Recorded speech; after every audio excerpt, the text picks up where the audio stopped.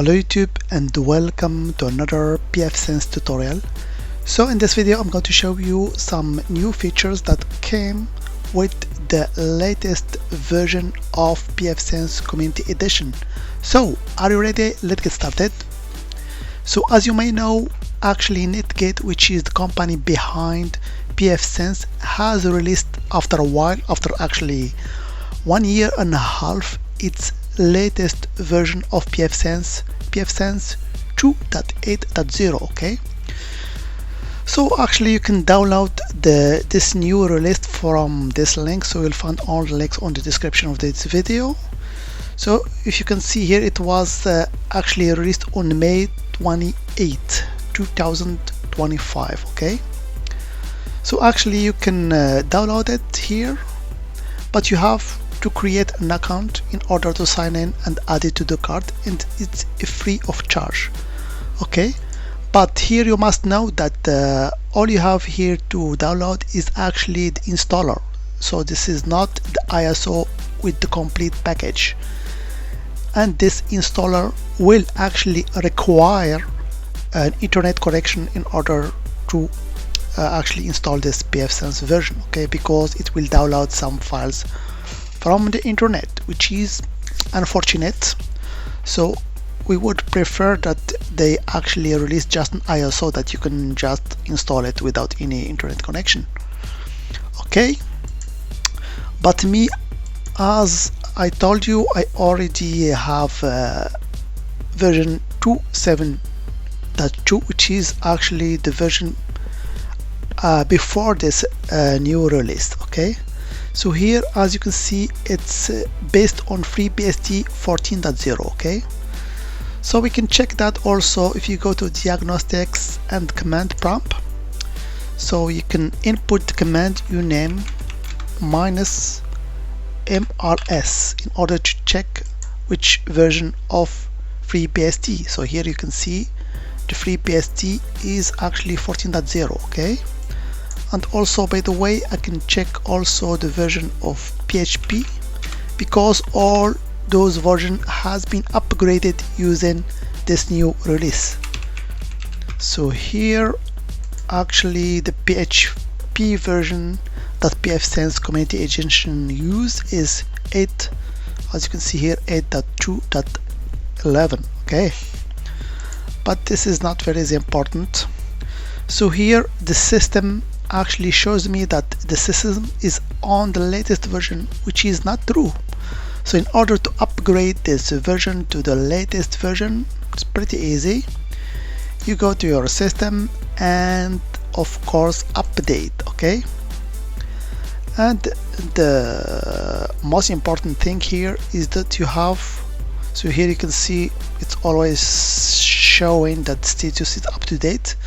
So we go to update settings, and here we make sure to choose the branch of the current stable version, which is 2.8.0. okay, and here we save it. So after that, hopefully now we can update our pfSense. okay, so if I return now to our system update, you will see that now that I will get the option to install the latest version. Okay, so here the latest base system is 2.8.0, so I can confirm that, and after that hopefully the system will actually be updated, and after that we will check actually the version of FreeBSD and also PHP. okay, so here we go. Please wait while system update completes. This may take several minutes. Do not leave or refresh the page. So we'll wait for the process to finish. And while it's updating, I forget to tell you that they recommend actually to install all the packages before doing the upgrade, because with this upgrade there is some update for the PHP version and also for the FreeBSD version. That's why it's advisable to uninstall actually all the packages that you have installed before actually doing the upgrade.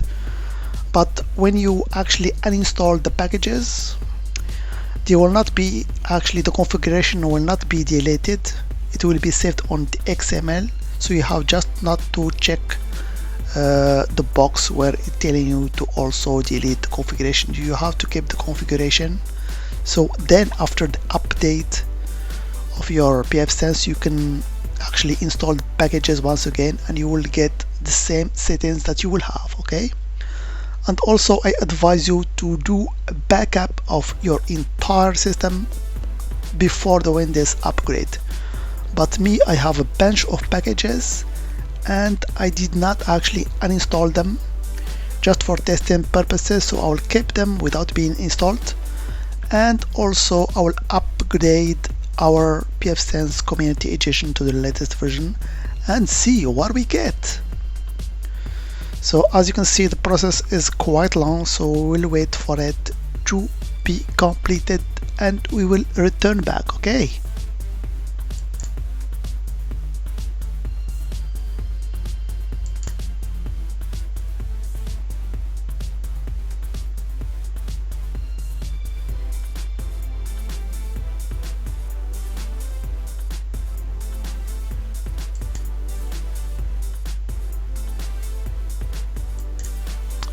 And here, as you can see, the system is actually rebooting.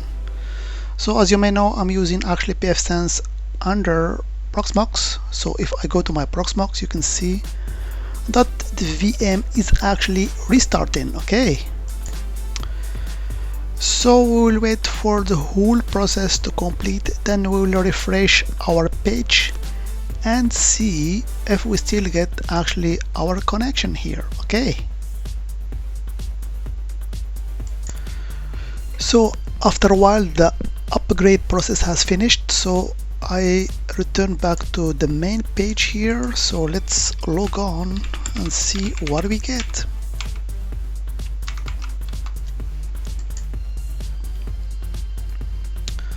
So okay, here.